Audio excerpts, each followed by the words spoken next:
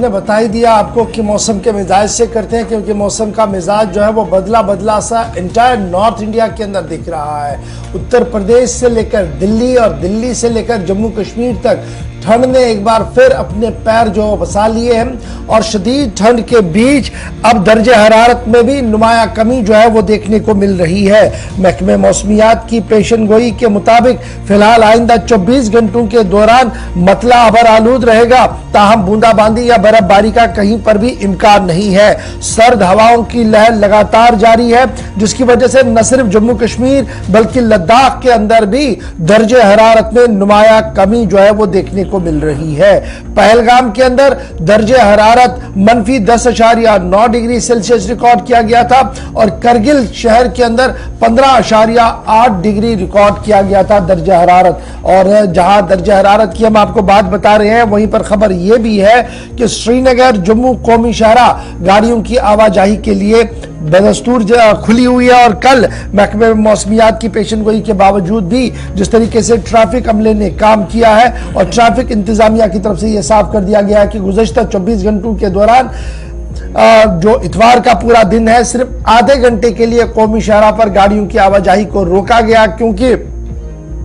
بانیہال اور شیر be be کے مقام پر نیشنل ہائی وے پر کام ہو رہا تھا، جس کی وجہ سے تقریباً 30 سے 35 منٹ تک گاڑیوں کو روکا گیا، جس کے فوراً بعد گاڑیوں کی آواجاہی کو یقینی بنانے کی کوشش کی گئی، اور آج بھی ٹریفک جو ہے وہ معمول کے مطابق چلے گا۔ ہیوی موٹر وہیکلز بھی اور اس کے ساتھ ساتھ لائٹ موٹر وہیکلز بھی چلیں گے۔ ادھر جہاں محکمہ موسمیات کی ہم بات کر رہے ہیں، تو محکمہ موسمیات کی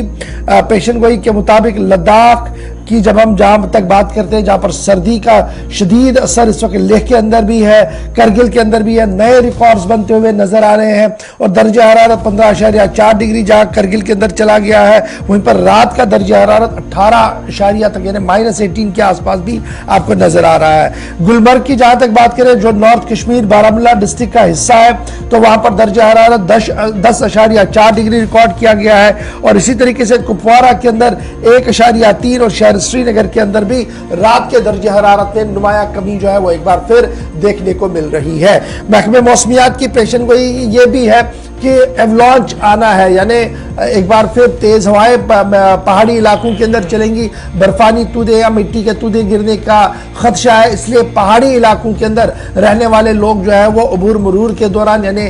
جب وہ گھر سے باہر نکلے تو کافی زیادہ احتیاط کریں، انتظامیہ کے رابطے میں رہے۔ وادی کشمیر میں برف باری کے بعد زندگی معمول پر آ گئی ہے، اور صوبائی انتظامیہ کی طرف سے اس بات کا اعلان کر دیا گیا ہے کہ 99% سڑکوں سے برف ہٹائی گئی ہے، تمام اضلاع میں ادویات اور اناج کا وافر سٹاک موجود ہے، عوام کو کسی طریقے سے پریشان ہونے کی ضرورت نہیں ہے۔ وادی کشمیر میں حالیہ برف باری کے بعد سڑکوں سے مکمل طور پر برف ہٹایا جا چکا ہے، جبکہ بجلی اور پانی کی سپلائی بھی بحال کر دی گئی ہے۔ حکام کا ماننا ہے کہ 99% سڑکیں قابل آمد بنائی گئی ہیں، جبکہ تمام فلٹریشن پلانٹ اور بجلی سپلائی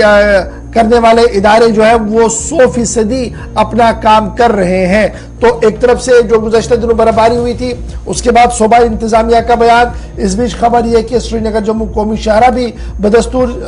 کھلی ہوئی ہے، اور یہ بھی خبر آ رہی ہے کہ صوبائی انتظامیہ نے برفانی تودے گرنے کی وارننگ جو ہے وہ جاری کر دی ہے، اور 8 اضلاع ایسے ہیں جنہیں آئیڈینٹیفائی کر دیا گیا ہے کہ یہاں پر برفانی تودے جو ہے وہ گرائیں گے، اس لیے پہاڑی علاقوں کے اندر رہنے والے لوگ جو ہے وہ کافی محتاط رہے اور احتیاط سے کام لیں۔ فی الحال موسم کا مزاج بدلے گا نہیں، آج مطلع ابر آلود رہے گا، ٹھنڈی ہواؤں سے پورے کشمیر کو جوجھنا پڑے گا۔ یہ ہوائیں صرف آپ کو وادی کشمیر کے اندر نہیں دکھیں گی، جموں کے بالائی علاقوں کے اندر بھی دکھیں گی، پنجاب سے ہوتے ہوئے جب آپ